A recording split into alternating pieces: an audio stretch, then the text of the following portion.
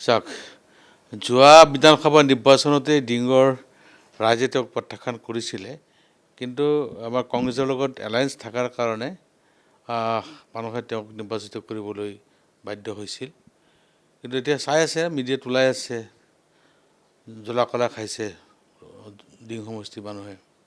গতিকে এতিয়া ৰূপহী সমষ্টিত আহিছে নিৰ্বাচন খেলিব ভাল কথা অধিকাৰ আছে খেলিব কিন্তু ৰূপহী সমষ্টিৰ জনসাধাৰণ সচেতন নাগৰিক তেওঁলোকে বিবেকৰ দ্বাৰা ভোট প্ৰদান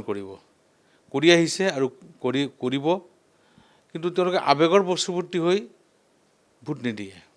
ADF দলে যি আৱেগ সৃষ্টি কৰি মানুহৰ হৃদয় জয় কৰিব বিচাৰিছিলে সেইটো ব্যৰ্থ হৈছে আৰু অসমৰ সমূহ জনসাধাৰণে আজি জানিব পাৰিছে যে ADF দল যে বিজেপিৰ এটা টিম বিজেপিক যে সহায় কৰি আছে গতিকে এইটো দেখ ওলাই পৰিছে কেইবাটা ৰাজ্যসভা নিৰ্বাচন আমাৰ লগত যেতিয়া এলায়েন্স হৈছিলে কংগ্ৰেছৰ লগত সেই সময়তো তেওঁলোকে কৈ দিলে যে এইবাৰ লুঙি টুপি দাড়ি চৰকাৰ হ'ব তাৰমানে বিজেপিক সহায় কেনেকৈ কৰিব পৰা যায় সেই কথাখিনিহে তেওঁলোকে প্ৰকাশ কৰে গতিকে তেওঁলোকৰ কথা হ'ল তেওঁলোকৰ ব্যৱসায়টো প্ৰতিষ্ঠিত হৈ থাকিব লাগিব আজমল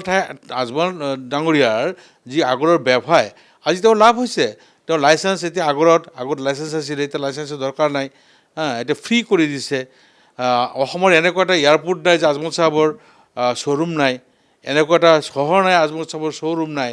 গতিকে ব্যৱসায় বাণিজ্যত তেওঁক যথেষ্ট সহায় কৰিছে বিজেপিয়ে আৰু তাৰ বিনিময়ত ভোট বিভাজন কৰি বিজেপিক চৰকাৰ অনাত ADF দলে সহায় কৰিছে গতিকে এই কথাবিলাক ৰাইজৰ অনুধাৱন হৈছে আৰু উপযুক্তভাৱে যোৱা লোকসভা নিৰ্বাচনতো তেওঁলোকে যি ষড়যন্ত্ৰ চলাইছিল যে ভোট বিভাজন কৰি বিজেপিক জিকোৱা এই সকলো জনসাধাৰণে তেওঁলোকক প্ৰত্যাখ্যান কৰিছে আৰু এই নিৰ্বাচনতো এই আগন্তুক যি বিধানসভা নিৰ্বাচন আহি আছে এই নিৰ্বাচনতো ADF দলক এটা ডাঙৰ জিৰো দি বহাব আৰু কোনোদিন ADF দল আৰু উঠি আহিব নোৱাৰে গতিকে ইয়াত আমিনুল ইছলাম যে কিবা ফেক্টৰ হ'ব মই নাভাবোঁ ৰূপহী সমষ্টি মোৰ এটা পৰিয়াল আৰু পৰিয়ালৰ সদস্য হিচাপে সকলোৱে মোক আগুৱাই দিছে কিছুদিন পূৰ্বে আজি প্ৰায় ডেৰ মাহ পূৰ্বে মই সমষ্টিখনৰ সকলো নাগৰিকক জ্যেষ্ঠ নাগৰিক ৰিটায়াৰ যিসকল ছাৰ্ভিচমেন আছে প্ৰিন্সিপাল প্ৰফেচাৰ শিক্ষক আমাৰ সচেতন নাগৰিক মই সকলোকে মাতি লৈ মই পৰামৰ্শ লৈছিলোঁ তেওঁ মোৰ অভিভাৱক তেওঁলোক আৰু পৰামৰ্শ লোৱাৰ পিছত তেওঁলোকে মোক আগবঢ়াই লৈ গৈ আছে গতিকে ইয়াত যে কোনো প্ৰত্যাহ্বান আহিব মই নাভাবোঁ ইয়াত কোনো ধৰণৰ প্ৰত্যাহ্বান আহিব আজিৰ দিনত মানে যিখিনি ভোট পুল হ'ব শতকৰা 80% ভোট কংগ্ৰেছক দিব মোক দি জয়যুক্ত কৰিব সেইটো মোৰ এটা বিশ্বাস ইনশাআল্লাহ আল্লাহৰ ওপৰত তাৱাক্কাল কৰি কৈছোঁ